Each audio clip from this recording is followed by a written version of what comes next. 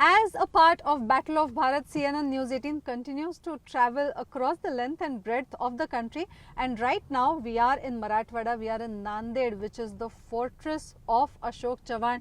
We are with the man himself. Sir, thank you for speaking to CNN News 18. We've been seeing that you've been in hectic campaigning, and despite that you've taken out your precious time to speak with CNN News 18. What is the mahal in Nanded? How are the issues shaping up right now? Well, you see, the campaign is just picking up. It is just the initial stage. As you are aware that Nanded poll is on 26th. So it is the second phase of the polling schedules which have been announced. And the campaign is picking up. The BJP candidate Pratap Patil, who is the sitting MP of the BJP, is travelling all over the constituency. I am also doing the same on my part, and Nanded has been definitely a stronghold of the Chavan family right from many years, and I'm hopeful that this time, of course, with the change of situation, the change of my stance from the Congress to the BJP, this is the first time I'm going to face the electorate after changing the party, but with my work and my grassroots connectivity with the local people for last so many years, it's me who really who is well connected with the grassroots. The candidate himself has been there for the last 5 years as an MP, and my induction to the Rajya Sabha also is going to help the district. People are realizing that politically this is an important step taken by the BJP. So generally I feel that we should be through. It's rather premature because the poll is on 26th, almost around, you will see that 10 days, 12 days are left. But as you see that Mr. Amit Shah was here a few days back. The DCM, Mr. Fadnavis, was also here on the campaign. So I think things are picking up and should be good. So should be good. The target for Maharashtra, which the BJP has also been consistently talking about, is 40 plus. In fact, Chandrasekhar Bavankurhe has said that they can even cross 45 plus. What is the sentiment in Maharashtra? You have been a tall leader, you've been an ex-chief minister, you've been travelling, you have people, sources everywhere. Situation varies from constituency to constituency and as per the candidate which has been fielded by the respective political parties.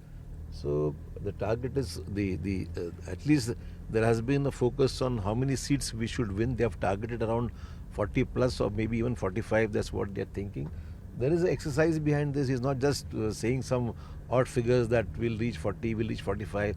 There has been a meticulous exercise behind the calculations which have been done, the announcement which have been made, and it's a focus on these seats. And I feel the grassroots feedback, surveys have been done by all political parties. The grassroots feedback from the workers is also an important feedback, input which we get. So accordingly, I feel that whatever they are saying is realistic, and even Bhavan Kule being the party president, he is definitely more in touch with the other districts. So 40 plus, maybe even 45, nothing is wrong. We are targeted 45, 40, so we should be achieving that. So as we are going around, we are talking to people, some of the issues that are being talked about, the one thing that comes out is this fear that there will be a change in the constitution, that the BJP will change the constitution once it comes to power. Why is this narrative coming up? What do you think? This is a deliberate attempt, more particularly aimed at the backward classes, to split their votes, which are possibly going to come towards the BJP. This is an attempt made by the Congress and its allies to see that these votes don't go to the BJP. First, one needs to understand the realistic position. The Supreme Court has recently given a judgment, not recently, some time back, that you can't change the main core values or principles of the Constitution. Yeah.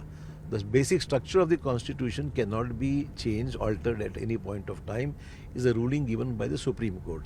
So Supreme Court is the highest court in the country, apex court in the country, and it is any decision by the Supreme Court is the law of the land. So naturally there is no question about anybody changing the Constitution. Number two, BJP has categorically denied any such move. Even the Prime Minister was categorical. Mr. Gadkari quoted this issue saying that This is being spread deliberately, and the Supreme Court has given a verdict, and even BJP has no such intentions. Prime Minister himself has categorically also emphasized on the same issue. I think this is a political sort of stunt, or maybe some sort of attempt to break away the votes which may come to the BJP. So, but with respect to Uniform Civil Code as well, we are seeing a similar kind of a discussion where the tribals have been brought in and they've been told that your rights will not... How can this happen? We have a tribal president of the country. The BJP has made Draupadi Murmu, who was a tribal lady who has been a governor earlier, occupied highest positions. And how can the BJP even think of such things? I think deliberately these issues are... See, most of it, one needs to understand the issues carefully. And definitely there is, by constitution also, there is scheduled caste, scheduled tribes. These reservations are by virtue of constitution. So there is no question of making any changes there. So with respect to Ram Mandir, you're seeing that, there was a lot of excitement about it. Now that, it has been quite a few days since the Ram Mandir Pran Pratisthapana has happened, but we are seeing as Ram Navami comes close by, there's a lot of excitement among people. Do you think that it will be one of the polling issues? Well, I don't see it being connected directly to the polls. But sentiments of the people, definitely, every Ram Navami on every year is being celebrated on a very high pitch. You see, in this country, people believe in God, they have religious faiths, people are believe in Ram, Sita, Lakshman, Hanuman, Shankar Bhagwan, Sai Baba. So these religious sentiments are there of the country. You can't say anything that people follow religions, people have religious faiths, they have their own way of taking decisions. So I feel that even Ram Navami, in light of the Ram Mandir issue, which was going on in the country for quite some time, the Prime Minister has categorically said that we will build a Ram temple, which was a BJP's agenda, also a poll agenda and the manifesto agenda. So whatever they have committed, they have implemented that. So that is one reason for celebration, that Ram Mandir has been on such a massive scale. The reconstruction has been done. The entire city of Ayodhya has been with all the necessary infrastructural facilities, air connectivity, road connectivity, mandir creation. I think there is big excitement about the entire thing. People do remember that whatever has been committed has been implemented. And I think definitely people want a government which works, which shows results. And that is why I feel that Ram Mandir, though not a directly election issue, is definitely going to sway in favor of the BJP. So currently there is a lot of political debate nationally with respect to NRC, with respect to CAA. Mamata Banerjee has taken a particular stance. The BJP has strongly opposed it. How do you see that debate panning out? I think these things need to be clarified further.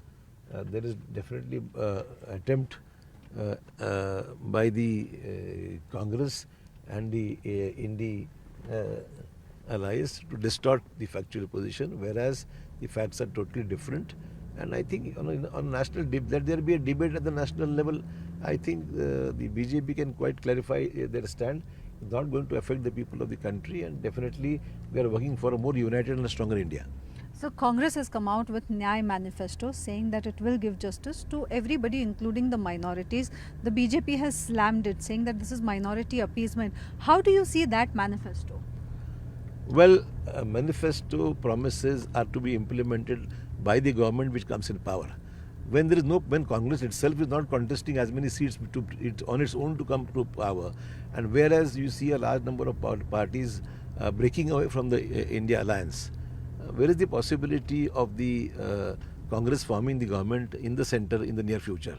So it's very easy to give false promises and very well knowing that these are not going to be implemented. So I think it's only a part of the election. Once the country's elections are over, these will be forgotten by the Congress, and definitely the BJP is going to come to power anyway because of the large popularity it has in the country. Whatever promises are made in the manifesto by the party this is the guarantee by the Prime Minister. So there is no doubt it will be implemented. So how do you see the future of India bloc? You've clearly stated that Congress by itself will not come to power. Do you see the India bloc emerging as a strong opposition? The opposition is there. I don't think any election opposition is bound to be there. But with the kind of problems which have emerged after the formation of the India bloc, where has been there a cohesiveness? Where has been a common thinking? What is the Prime Ministerial candidate of the India alliance? What is it heading for? Even the partners are breaking away day by day. Every day you see one or the other partner leaving the alliance. So it is all in a big mess. Whereas I think the BJP has managed to maintain itself intact with its allies. Is that one of the reasons why you left Congress, sir? Because you've been a Congress loyalist for so many years. Even after you left, for the initial period, you did not really discuss elaborately about it. But we saw how it was panning out in Maharashtra. What was the sentiment behind your decision? You see, the Maharashtra leadership itself is a very weak leadership. Unfortunately, the party leadership has not been able to recognize people who have grassroots connectivity, people who have some strategy, planning for the party, and the kind of leadership with the Maharashtra Congress is vested. I think that the leadership in Maharashtra is totally a weak leadership. Even in the discussion with the MVA alliance partners, the Congress has been the weakest member of the alliance, and Uddhav Thackeray had his own way. The NCP, of course, Sharad Pawar's group also have their own say, and they directly were in touch with each other, discussing and bargaining on seats, and then coming to the Congress, and all the leftovers seats were given to Congress, where the good seats have gone to mostly of Shiv Sena. So I think that these people have not been able to gather. They cannot face the tall leaders of the Mr. Uddhav Thackeray and Sharad Pawar ji. And Maharashtra leaders have become so weak. So the kind of people, even the workers are unhappy with the entire sort of bargain, which has ultimately resulted into poor performance of the Congress as far as seat sharing is concerned. So I feel this is and this I have been observing for the last 2 years. We have been giving them reasons, we have been telling them logically what should be done, but all have fallen on deaf ears, and with the kind of leadership, I won't expect anything much to happen in Maharashtra. So this was the main reason I said better. I don't see any future of the party. So I thought better, instead of criticizing them, I thought better to leave the party and work for the future of the country and the state of Maharashtra and my constituents definitely. So, of late, one of the recent criticisms against you from within the Congress sources was that it was because of you that the talks for Lok Sabha seat distribution within MVA did not work out fine. That, when you were sitting at the helm and you were navigating the talks of the Congress with the alliance partners. This is rather surprising and shocking. I left the Congress party on 12th of February. I resigned as the MLA of the party and subsequently my party position. How can a BJP leader decide the Congress tickets? These decisions were taken much later, and I was the only person within the Congress at that time who had got who had done a real exercise about which is the constituency which Congress should contest, why it should contest, the earlier trends which have been there in these constituencies. So I had done all that exercise very carefully, and months of study and months of discussion with all our party people. So these people had needed some sort of reason to face the High Command. The High Command is unhappy with this entire situation, and that is why they needed some scapegoat. तो ठीक है, party में भी नहीं है तो नाम ले लो तो क्या फर्क पड़ता है. Blame game is the ultimate sort of approach which they have taken, and somehow to make up for the party workers are irritated, the High Command is unhappy. To somehow put the blame on somebody else is very easy. So they thought I am the best person to be blamed for, because I am nobody more in the party. So, but through the initial phases of discussions, we had seen you sitting at the negotiating table. We had seen you working through all of this. What was your experience through MVA? Because right now, the way things are progressing, it looks like Congress has been turned into a second fiddle in the alliance. When you were at the negotiating table, what was your experience while negotiating with both Sena as well as NCP? See, whenever the MVA partners sit down together, or any political party sits with allies, there has to be a logical reason why a particular seat X or Y has to be taken by that particular party. There has to be a logical reason, the past performances, the trends, these current situations, survey reports, worker sentiments. A number of things count. It's not that easy that you want this seat and that seat, because it has to be logically argued out. I didn't see the arguing capacity in the Maharashtra Congress leadership, which would reason out why a seat should be asked for. And that is why ultimately the talks didn't go out as expected. It was Sanjay Raut all the way who had been able to call the shots. And he got his way. And Maharashtra leaders were just sitting quietly and watching. But then, sir, when you were sitting at the negotiating table, I would you argue with Sanjay Raut saying that these are the seats? Yes, no, argue means I could argue out my case. What Sanjay Raut was doing good for his party, obviously. So same was expected from the Congress leader, that they also argue to get us a bargain out to see that they get a good seat for the party, which they were unfortunately not even able to do that. Did it not bother you that the Shiv Sena and the NCP would first hold discussions and then would come to the Yes, Congress? this was also my feedback. At first they would sit down together, the NCP and the Shiv Sena people would sit down together, work out their strategy, and then come to discuss with the Congress. And they two were together right from the beginning. I'll tell you, a time will come when they will leave behind after the Lok Sabha elections. I don't see the MVA remaining intact at all. Maybe it will be the Shiv Sena and the NCP will come together. But Congress ultimately will either be dragged by these two, or it will ultimately break down from the alliance. These are very serious lapses that you're pointing at, sir. Did you have a word with the party high command? Did you point it out to them that these were the Party problems? representatives were present, party senior higher ups who were interested with Maharashtra, they were present in the discussions. They knew about it. Right now we see that within MVA, still even after the formal announcement of discussion of seat sharing, may it be seats like Sangli, Mumbai South Central, Bhiwandi, the Congress continues to remain upset at the state level, but still the party high command doesn't seem to take note of it. That's most shocking. A party like Congress has practically only one seat in Mumbai. Mumbai North Central is the only seat. Others, Mumbai North is out of question. Mumbai North is a BJP stronghold, and taking that seat was a disaster, which I have been taken right from. They were left with nothing. They had no choice. So they were thrusted with that seat, and they have accepted. And it's going to be a losing seat for the Congress, good for the BJP. And Mumbai North Central was a good seat. Now let's see what happens there. And moreover, a seat like Bhiwandi, which is a dominant minority stronghold, which was they had earlier managed to get to field some ex-candidate, and because of that, a good candidate left the Congress and went to the NCP. So it was that candidate who decided upon this party, which party the seat goes to, and it was the Congress leaders in Maharashtra who had pre-decided about whom to be given this Bhiwandi seat. And because of that, a meritorious candidate left the Congress and joined NCP, and that's why NCP got that seat. Similarly with Sangli. Sangli was always a stronghold background of Vasantdada Patil, stall leader of Maharashtra, once upon a time a chief minister of Maharashtra. He too had to ultimately, they too also had left left the seat, and that Sangli seat went to the Shiv Sena. So I feel that without realizing that you are losing some good seats, it's good for the Mahayuti, it's good for the BJP Sena and Ajit Pawar. So whatever has happened, it is internal issue of the MVA. I am not here to support their cause or logically argue out their cases. But blunders were made one after the other, and nobody bothering about it.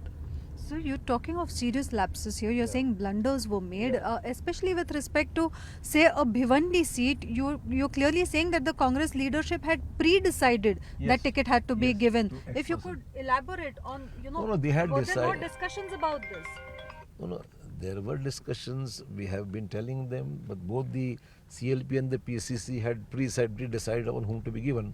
That's why the reason the good candidate left the Congress. And then For Mumbai South Central, Varsha Gaikwad is still unhappy. Did you, when you were a part of the Congress, did you fight for this, saying that Mumbai South Central should be? Mumbai South Central has always been a Congress stronghold. It was earlier Mr. Eknath Gaikwad used to be a member of Parliament, defeating a stalwart like Manoj Joshi at those times. So I think this seat was a deserving seat, but unfortunately, the Mumbai Congress president herself was not able to secure her seat, which is rather a pity. And that she continues to meet Uddhav Thackeray as well. She was left isolated. Ultimately, she went on her own to plead.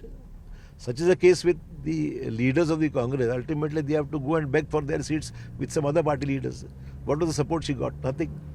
Do you think situation would have been different had some note been taken of the state leadership and their sentiments? Well, I don't know what went, how things have. After I left, I have definitely stopped looking into what has happened. As a leader like Sanjay Nirupam, he's a good leader. They have insulted him. They have badly sidelined him. So it's all groupism within the Congress, which is ultimately resulting in a lot of troll leaders, leaving the party one after the other. There has been totally a coterie at the state level working on things. Everybody wants to become the state leader in future, and that's why then to have their own people installed in places, and all those people who have no merit are being projected. So ultimately it is going to be a disaster, and good for the BJP. And do you think that, if Congress would have taken note of Sanjay Nirupam, would have given him the ticket, it would have been a seat where it would have had some chance? Because we saw those negotiations happen when you were a part. Sanjay Nirupam is a fighter. Sanjay Nirupam is a tall leader of the Mumbai, North Indian particularly. I think Congress required, after the exit of Krupa Shankar Singh, Sanjay Nirupam is the only North Indian leader, Uttar Bharatiya in Mumbai. And I think with the man like him unhappy, whom are you? You are ultimately sidelining all tall leaders, and they want nobody in the Congress to grow, and that is why we have got very small, tiny people who are calling the shots. Sir, even when you were negotiating, we saw how vociferously the kind of research that you did, the kind of things that you had with respect to seat-wise analysis were, why do you think things went wrong so much south that even a tall leader like you pointing out to the party high command saying that, we are losing out on the negotiating table, things were not, there was no course correction? Well, right in the beginning, I remember the party headquarters in Delhi when we had meetings. I had given a working paper about how things stand in Maharashtra. I was the only person who had given a written note to the party leadership saying that this is the present situation, how alliances could be worked out, what is the percentage of vote we can get. It was a detailed study note which I had given to the High Command. Obviously, I don't know whether they have been gone through it or they have done anything on that. I am not aware of that. But I have been appraising my party leadership time and again about the general situation in Maharashtra, and I was hopeful that something will go down the line and the state leadership at least to be told that, you have a approach which can be conducive, helpful for the party. But unfortunately, I think there is a lot of mess, and you have seen a person like Gaurav Vallabh, who was one of the very good senior leaders in the Congress working on the poll strategy, good spokesperson also. Ultimately, he had to leave. Rohan Gupta, who was one of the management person in the party at the higher level, he left the party. I think one after the other people feel disgruntled that nothing is happening, or rather they have been sidelined by people who simply don't want new people emerging, and that is one of the reasons why things are going bad. Do you see this as a work of the coterie? Because several senior leaders that we speak to say that the coterie surrounding Rahul Gandhi or Sonia Gandhi are not advising. I don't know the working in Delhi. I have never been a part of the that circle in Delhi. But my general feeling is that people with merit, people who can decide. You see, today election is a management work. Election poll campaigning is one issue, but ultimately election management, election understanding, and the general political chemistry of every constituency has to be understood, worked out properly, and the campaign has to be centered on that particular narrative which is existing. So I feel that all these people who have been working strongly on that, these have been sidelined by some people. Somehow it is not working. I don't know why. Somehow things are not working the way they should work, and that is why I feel in today's times, when BJP is highly organized, they have people, they have resources, they have strategists, they have surveys, they have poll campaigns. So I think to fight a battle, one needs to be prepared. Did you have a word with Sonia Gandhi or Rahul Gandhi about all of this, at least before your exit? It is difficult to decide. It is difficult to have so much time to discuss so many issues. Anyway, what is gone is gone. Now, one last question with respect to MVA. MVA has announced the seat sharing formula. Congress is fighting 17.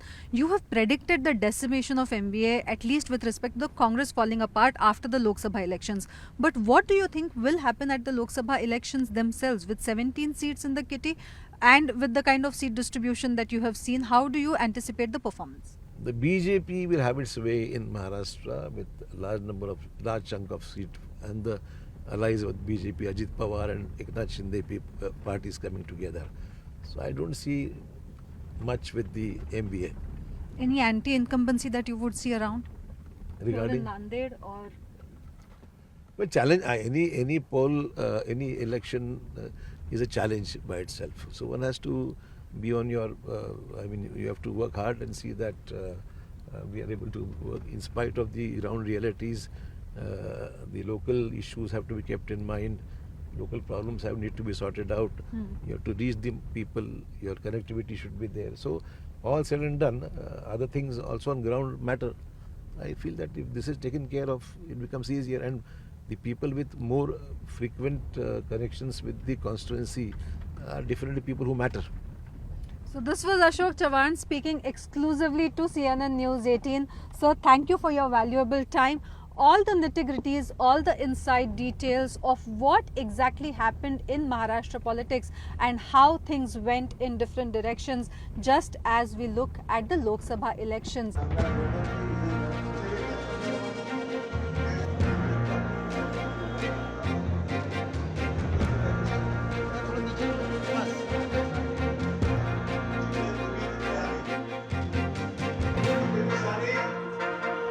We have been on the campaign trail for almost an entire day. This is a special election. It's extremely unusual and unprecedented for Maharashtra because this is the first time that strange bedfellows are going to come and fight the elections together. You can see that in this campaign as well. This is the flag of the BJP. Here we have the Shiv Sena Eknath Shinde group. Here we have the NCP. Now let us remember that this symbol is right now in judicial tangle, and this is the RPI Athavale group. So though this group has been constant, we have seen that the last election we had seen the Shiv Sena and the BJP together, but the NCP Ajit Pawar group is a new combination. This time on, it's the NCP in the opposition as well. So is the Shiv Sena, one fighting with the BJP, the other standing in opposition. How will this all go is something that the people of Maharashtra have an answer to, and they will respond to it in 5 phases starting from the first phase.